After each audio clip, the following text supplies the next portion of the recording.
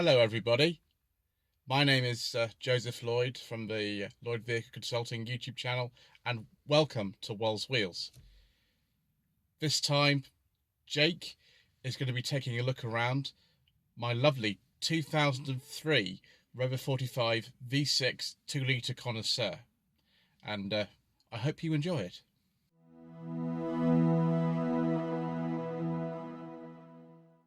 So here we have Mr. Joseph Lloyd of Lloyd Vehicle Consulting's Rover 45 V6. Now the V6 model of the 45 was available brand new, so you could buy it in January 2000. And that lasted until May 2004. This was all mostly developed underneath BMW's ownership, but it was sold primarily under the Phoenix consortium, obviously of MG Rover. This one here is a 2003 model which shares much of its body shape with Honda's Demani or the Civic Mark V to us Brits. Only 455 V6 Connoisseurs were ever built, but it suits well, seeing as obviously it's the 45. So 445, 45, it works quite well, I think. So if we take a look underneath the bonnet in a moment, we can see that mighty KV6 2-litre engine. Didn't actually realise this bonnet had two choices in terms of how high it can go up. So you've got a standard position and a service position. Service is a bit more difficult to get to, but it is there. It's like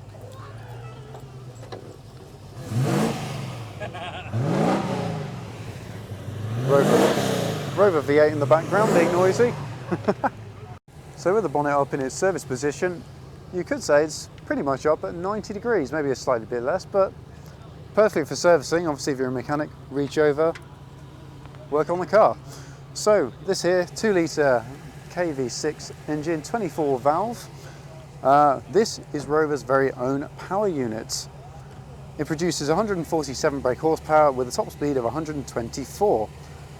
It's got 185 newton meters of torque, and a 0 to 60 time comes in about 9.5 seconds, which funnily enough is actually fairly similar to my Fiat Panda. Funny how times change, isn't it? Big V6, but you know, it worked for the time and it still works now just as well. Being a V6, obviously a 6-cylinder with 24 valves written there on the cover, so you know exactly what you're getting. With this then, the gearbox is a 5-speed Jetco gearbox automatic, so if you've got an auto license, you can indeed drive this very car.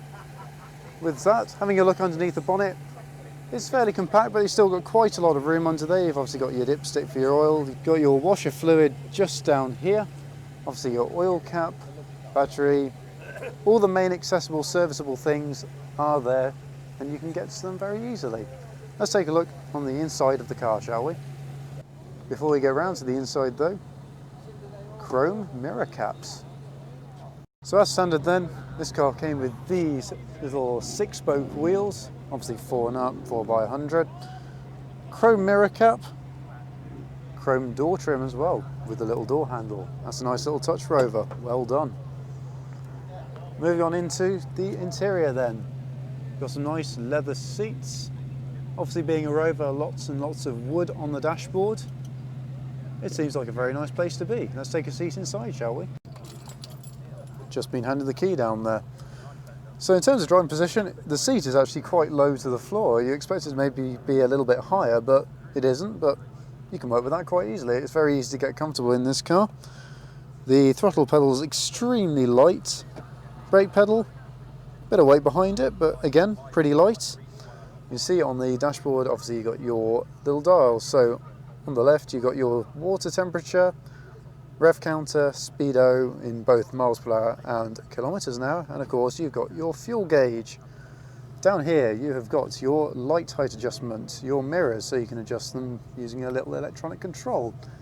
This one, defrost? That's snow mode for the auto gearbox. Oh really? And the cruise control is here, and that was only on the V6 Connoisseurs was cruise control. Oh excellent.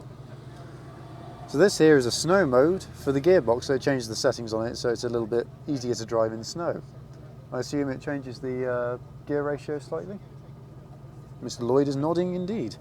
So around here you've got cruise control for the car. This was only available on the V6 Connoisseur. Obviously on the steering wheel you've got your horn, like that. Down to the side you've got your fog lights front and rear, and in the centre, aftermarket Sony head unit, but as long as it provides a good sound, who cares what the brand is. Hazard lights, your clock, rear screen heater.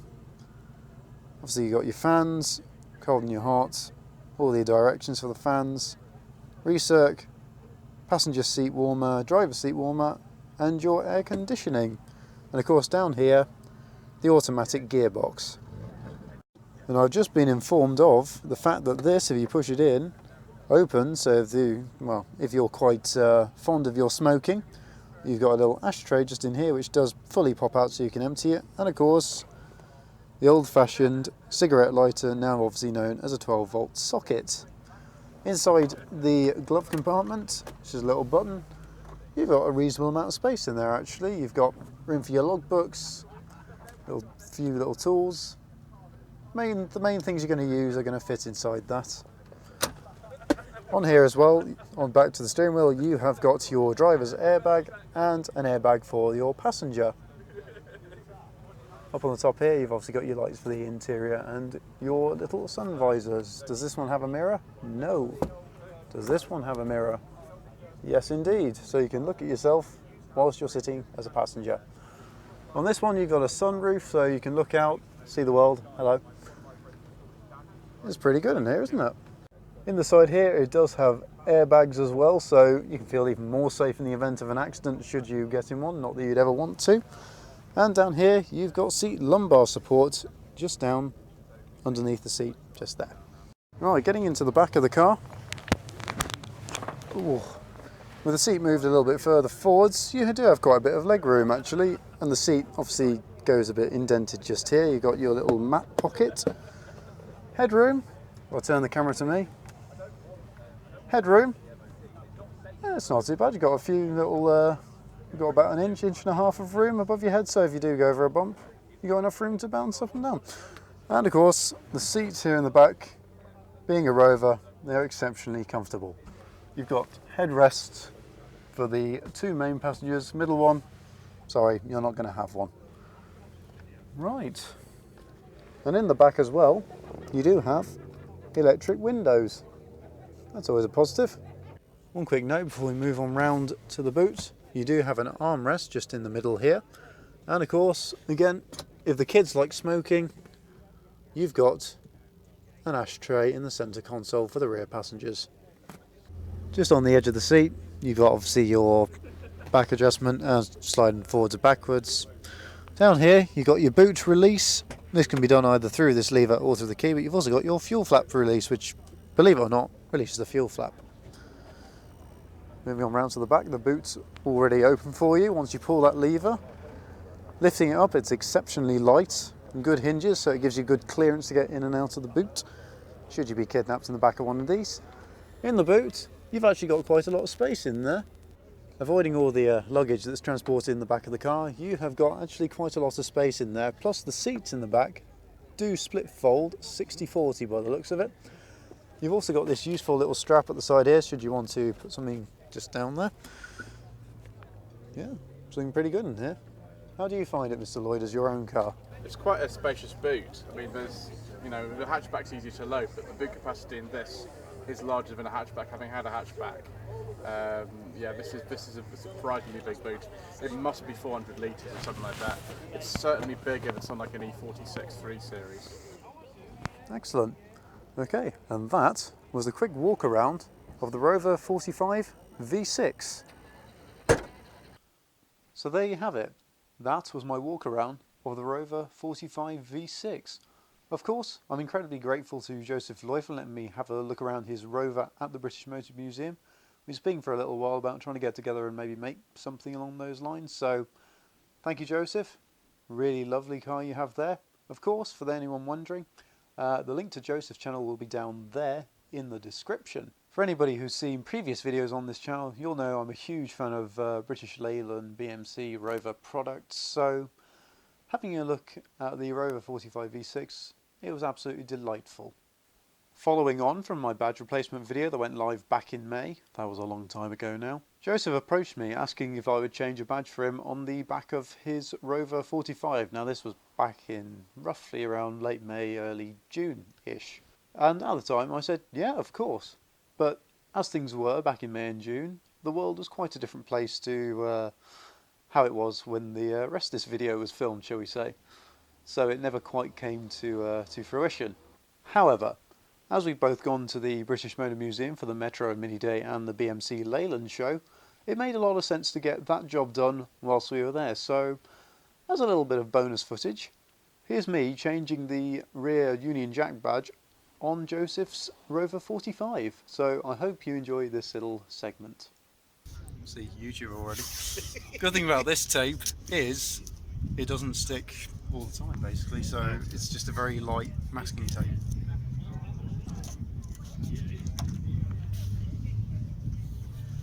Top tip for viewers, if you've seen my Fiat badge removal video, you'll have noticed I use dental floss. This time, we're using knitting sort of stuff, sewing reel, whatever you want to call it. It does the job. Oh, maybe not.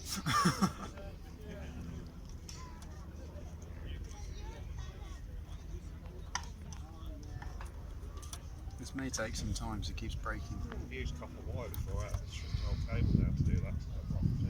Oh, really? Yeah. No, that's not going to work.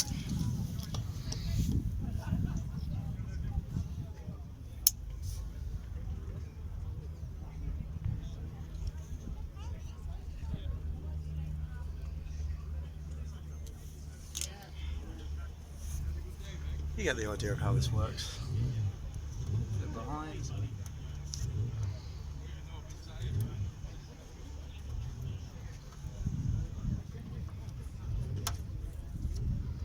No.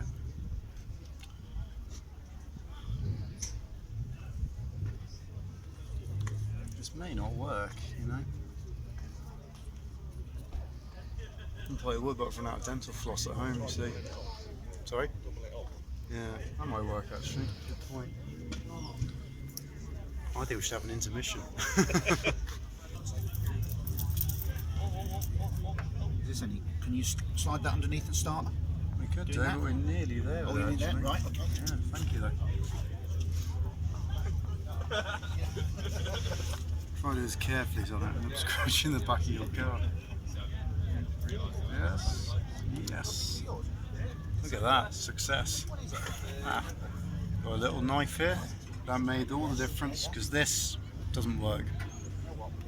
Right. This is on quite thick, isn't it?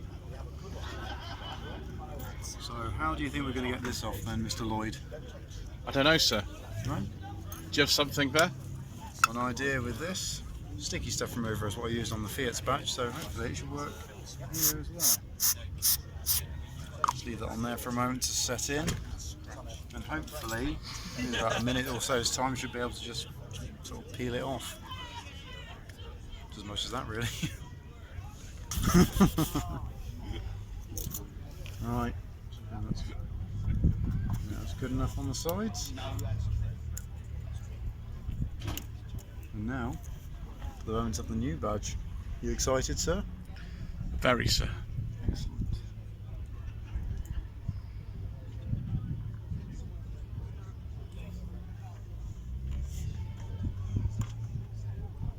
And there we go. Simply a new badge put on. Would you do me honest and take off the tape, sir? No, that's got to stay. No, I'm not having it on the back and front like that.